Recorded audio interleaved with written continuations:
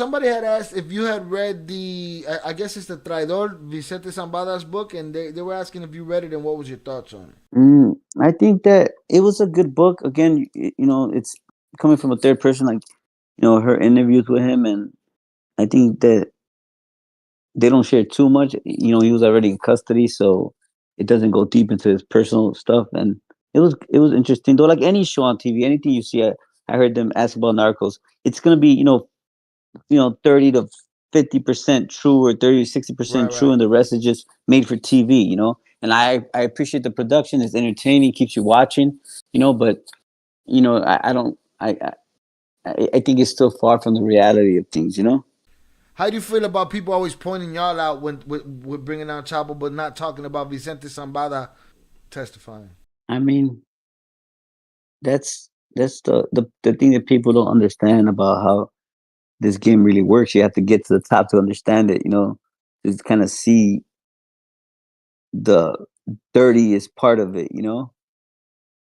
That I hate to say it this way, but at the end of the day, it becomes like a business deal. You're making a deal to save yourself. And they look at it just like that, like whether they're gonna kill you or set you up. And just part of the game. And this is what we do. And I just didn't want to be one of those victims. And it's weird though, because his dad continues to operate in such a high level, and he could give green light to his sons cooperating and turning people in. But at the end of the day, he's not God. I don't need his okay. Right. I mean, I'm gonna, like, his son ain't more important than myself, or my own kids. And I think that no matter what, people might not understand this, but they respect that. You know, Out there, they respect it. they respect it. I mean, they might not like it, but they respect it. Right. I didn't have nobody's blessing. I didn't have no one's help. How do you feel about what's going on with Musico? And Musico's an amazing person, man. He was a gentleman, and I see that he continues to grow, and you see that the good people in the business grow and get to the top most of the time. And that a lot of people respect him, and to me, it's weird because the success of it is like turned upside down in my eyes. Like it's almost a bigger failure when you're getting that high up, Mm.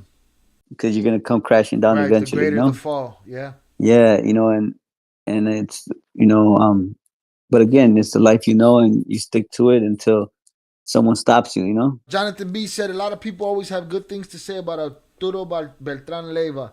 How was it working with him? Any stories? Man, he was a boss, man, 100% all the way. And when we started working with them, like, they weren't introducing drugs themselves into the United States. It was a strictly like Mexico. Like, you could buy the drugs from him there, and it wasn't easy to get into his inner circle. And he had a lot of respect from a lot of people, and I don't think that sat well with the other people. That he had covered. Was gaining so much ground, Mm. and and he did so much. He was like for the Sinaloa cartel. He was a huge part of it. He was never like just a little dude in the business, Right. and he had so much control. And I don't think that the other people, like that. And I think that's where the jealousy starts. And and like I said, he didn't have to do anything wrong, but just the jealous vibes. Look at they turned their back on him. That's all it took. And that, over here we're supposed to be like all about the streets. You're like, you never call the cops. You don't tell on no one, not even if it's your worst enemy, which is kind of stupid in my when you look back, when you really think about it. Right. But down there, I mean, they just use it as a tactic. And at first I would question that, like, well, why? If you really don't want them in your team, or you don't want them around, why don't you kill them? Or that's what you guys do anyways. Why are you setting them up? And it was just a way for them to stay on top and continue to do business as usual. They turn in whoever they want, and whoever they to help themselves and kill the others. Right. Whatever's good for business that day. Yeah. And when you witness this and you're in the circle, you're like, damn, that could be me, you know? What was your relationship, or if y'all had a relationship, or any feelings about Damaso, and how you feel about the Chapitos? Man, Damaso was like a super respectful man as well, super intelligent. I think he was core to Chapo's operation, of course. You know, This he is the was, father, right?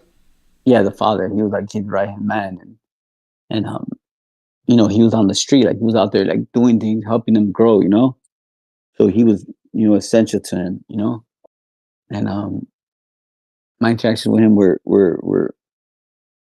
we had a pretty good relationship. You know, and what was the second part of that question? The Chapitos. I like our dealings with them was they were as young as we were. You know, I think me and Ivan are like about the same age. Alfredillo's a couple years younger than us. Archivalo, I think. I mean, we're all about the same age, but they were a little bit more greener. They were a little protected at first, you know. And Chapo really wanted us to kind of like hang out and do business together, kind of teach him what we were doing, you know. And they were real. How could I tell you, man? Like the way you would imagine a prince, you know, to the king, you know, spoiled Game of and Thrones. yeah, a little ruthless. Like they didn't understand the relationship part, you know. Mm.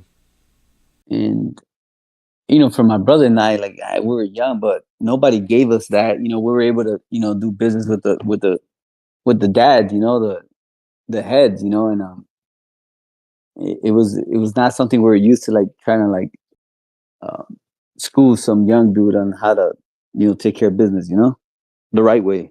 What does Pete think of Amado Carrillo Fuentes, and does he think he's still alive? Man, he's definitely not alive. And I came, you know, a little later into the world, and you know, when I was around the people, I mean, they all respected him. You know, they spoke like kind-hearted about him, and they would tell stories about him and say "mi compadre Amado," you know, in such a positive way. You know, so you know he was one of the unique ones. You know, like everybody respected him.